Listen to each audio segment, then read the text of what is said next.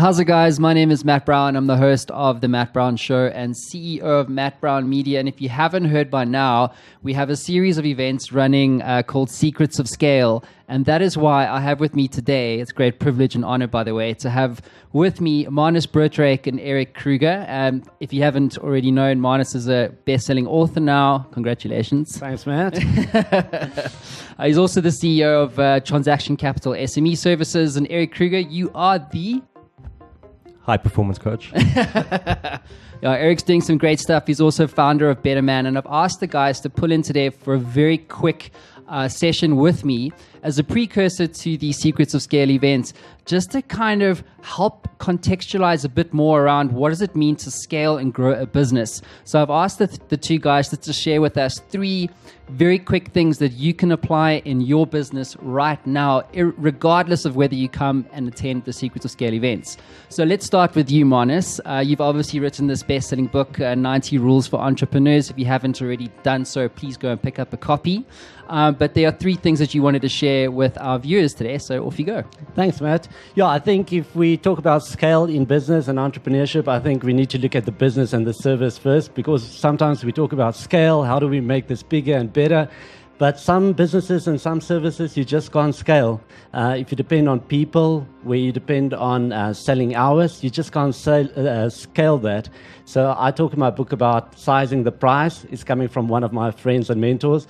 And it's about you need to size the price that you're going for. And what that means is the same business, or you've got 8 hours in a day, and the same amount of time will take you to build a R1 million business or a R1 billion business. So some businesses can scale, others can't, and you need to decide where you're going to put your time. How do you know if your business is scalable? I think if you look at the business and you can't take yourself out of it, you can't scale. If you look at the business and you need more and more people and it's hard to find those people, then you can't scale. So the most scalable businesses are usually technology, because you can create something once and you can just plug in users. But where you depend on people, where you depend on time, it's very difficult. Cool. What's your second tip for the guys? The second one is that you get entrepreneurs who's so in the business, and you need to be passionate about it. You need to be involved. You need to worry about the detail. But there comes a time where you just can't micromanage everything, where you can't have that much attention to detail. You need to see the bigger picture. You need to step back. You need to allow other people in the business.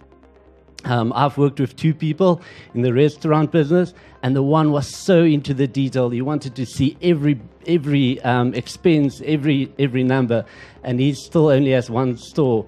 The other one looked at the bigger picture, just bottom line, and they've now got over 20 stores.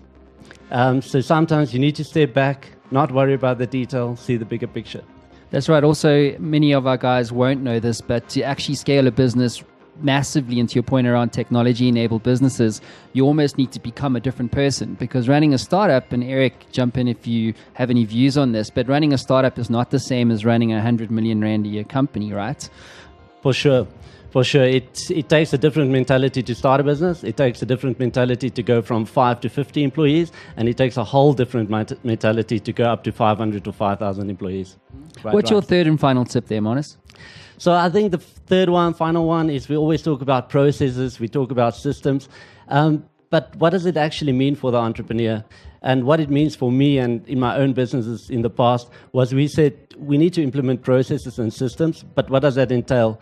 And I came to this thing where I said, like, in your business, probably there's only 40 or 50 things that will ever go wrong. Every day there are other challenges, but if you go and analyze that over years, it's probably 30 or 40 issues that occur over and over. And you need to decide how you're going to solve those things, and you need to document that. And every time it happens, you go back to your systems, you check, how do I handle this? And you follow the process.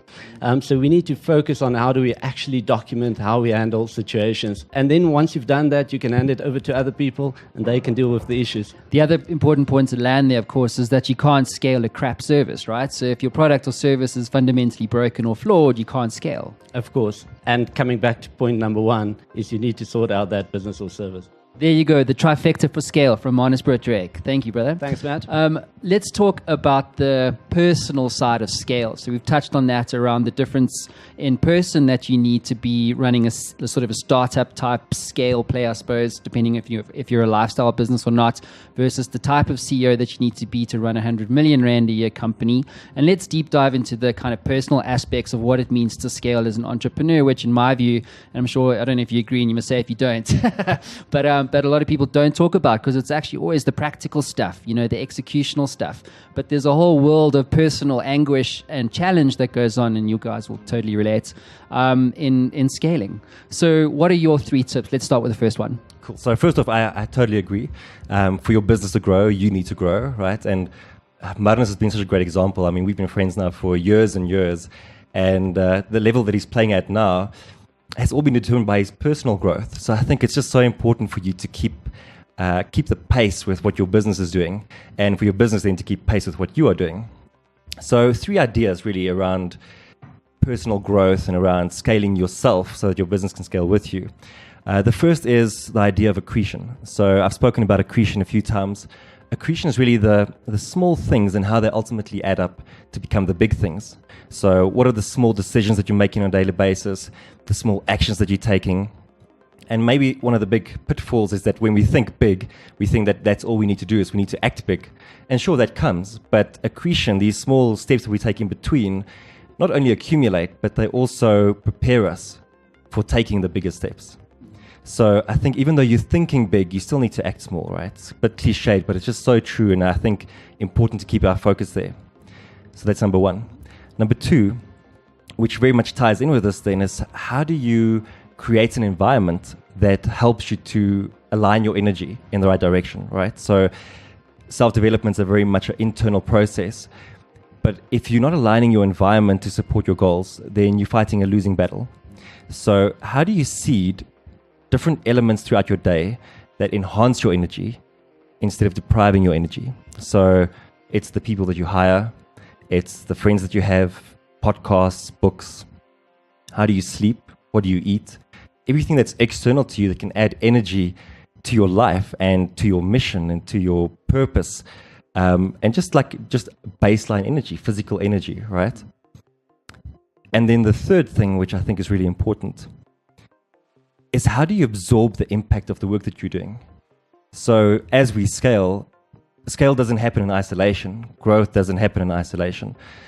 You scale, your business scales, so does the problems, challenges, anxiety, overwhelm, stress. So you need to be able to deal with that. You need to be able to absorb that and then channel it back into the work that you are doing. And I think it needs to happen on a daily basis. So what's the mindset you bring into it? But it also needs to happen on a more sort of macro scale.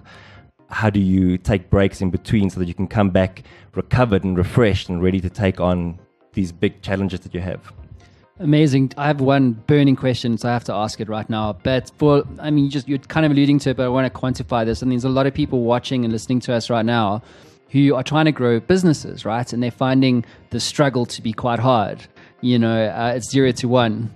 Peter Thiel, I think it was, he wrote The Struggle and how hard it is to actually grow and scale a business.